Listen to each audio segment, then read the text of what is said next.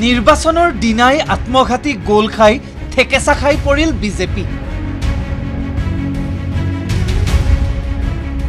ৰাজেন গোহাঁইৰ bicycle শ্বটত goalkeeper সহ নগাঁৱৰ গোলপোষ্টত এচাৰ খাই পৰিল বিজেপি। খঙত টিঙিৰি তোলা মুখ্যমন্ত্ৰীৰ ঘোষণা, দলে ব্যৱস্থা ল'ব ৰাজেন গোহাঁইৰ বিৰুদ্ধে।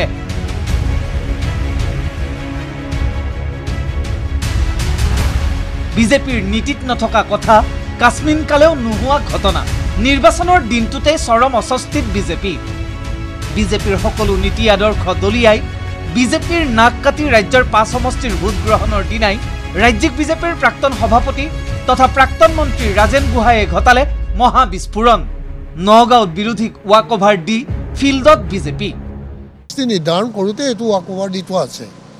তথাপি আমাৰ নেতৃত্ব চেষ্টা কৰিছে বুথ বিভাজনৰ মাধ্যমেৰে যদি পাৰোঁ এইটো জিকাই আনিবলৈ। এইটো যেতিয়া ডিলিমিটেশ্যন হৈছে তেতিয়া ৱাক অভাৰ দিছে।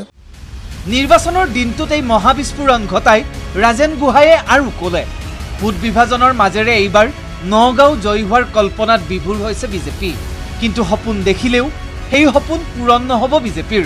তাৰ কাৰণ ব্যাখ্যা কৰি গোহাঁইয়ে কৈছে, AUDF ম্লান হৈ পৰিছে এইবাৰ সংখ্যালঘুৰ মাজত AUDFৰ গুৰুত্ব কমিলে বিজেপি কেতিয়াও জিকিব নোৱাৰে। আৰু তথাপি এইবাৰ চেষ্টা কৰিছে যে ভোট বিভাজনৰ মাধ্যমেৰে কেনেবাকৈ জিকাই আনিব পাৰোঁ নেকি। কিন্তু মইতো দেখা পালোঁ এইবাৰ AUDF ম্লান হৈ গৈছে যেন পাওঁ মাইনৰিটিৰ মাজত।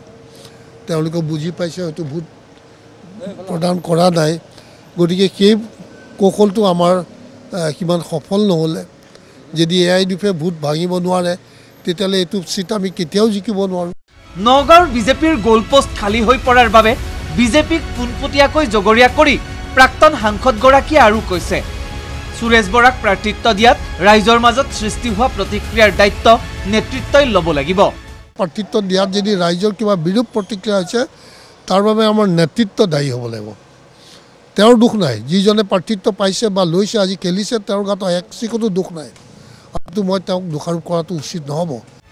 দলত অসংখ্য কৰ্মী আছিল, সেই নিষ্ঠাবান কৰ্মীসকলক নগাঁৱৰ দায়িত্ব নিদিয়াত ক্ষোভ গোহাঁইৰ। কিন্তু আমাৰ বহুত কৰ্মী আছিলে, বহুত নেতা আছিলে। দিওঁ বুলি ক'লে আজি হয়তো এইটো বহুত টাফ কম্পিটিশ্যন হ'লহেঁতেন, কণ্টেষ্ট হ'লহেঁতেন। হয়তো ভাল বহুত কিবা কিবি হৈ গ'লহেঁতেন, মই নাজানো। গতিকে মই ইমানখিনি ঘূৰা নাই, ইমানখিনি নাজানো। কিন্তু ক'ৰবাত যেতিয়া মানুহ লগ পাওঁ, কৰ্মীক লগ পাওঁ, তেওঁলোকৰ বক্তব্য যিখিনি শুনো দেখোঁ সেইখিনি পাই মই যিটো উপলব্ধি কৰিছোঁ সেইখিনিহে কৈছোঁ।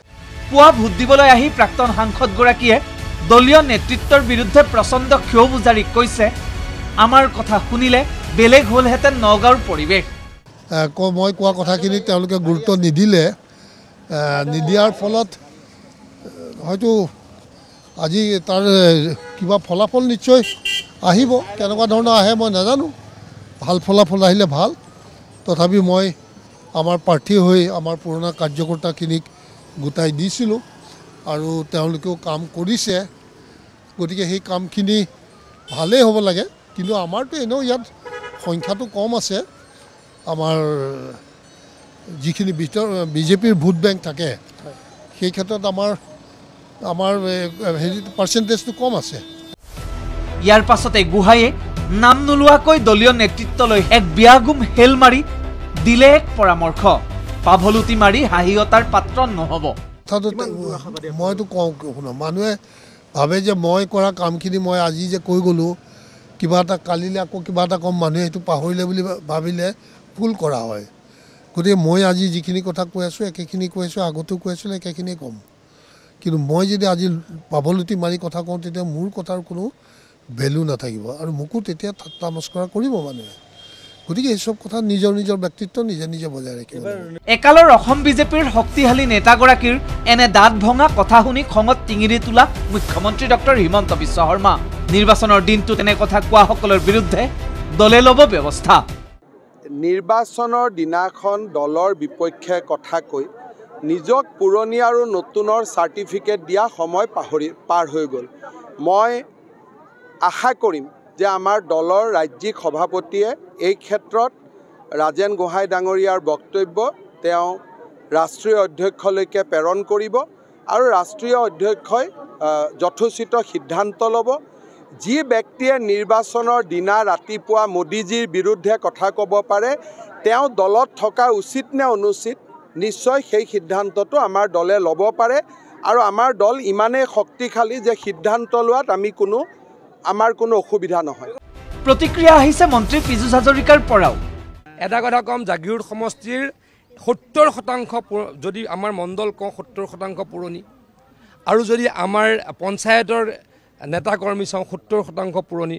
সকলোতে ৰহাটো তেনেকুৱা, নগাঁৱতো তেনেকুৱা। কোনোবাই ব্যক্তিগত কথা বতৰা কয়, কোনোবাই ব্যক্তিগত খুঁত থাকে, ব্যক্তিগত লাভালাভৰ কথা চিন্তা কৰে। গতিকে মই তাৰ ওপৰত কমেণ্ট নকৰোঁ, কিন্তু মই ডেফিনেটলি জাগিৰোডৰ কথা ক'ব পাৰোঁ। জাগিৰোডত সকলো দলৰ পুৰণা কাৰ্যকৰ্তাই দলটোক এতিয়াও নেতৃত্ব দি আছে, নেতৃত্ব দি থাকিব। ৰেফাৰীৰ হুইচেল নাবাজোতেই ৰাজেন গোহাঁইৰ জৰিয়তে নগাঁৱত এটা আত্মঘাতী গ'ল খোৱা বিজেপিত যে সমষ্টিটোক লৈ সংঘাত বিখোদ্গাৰ তীব্ৰৰ পৰা তীব্ৰতৰ হৈছে সেই কথা নুই কৰিব নোৱাৰি। Bureau report ND24।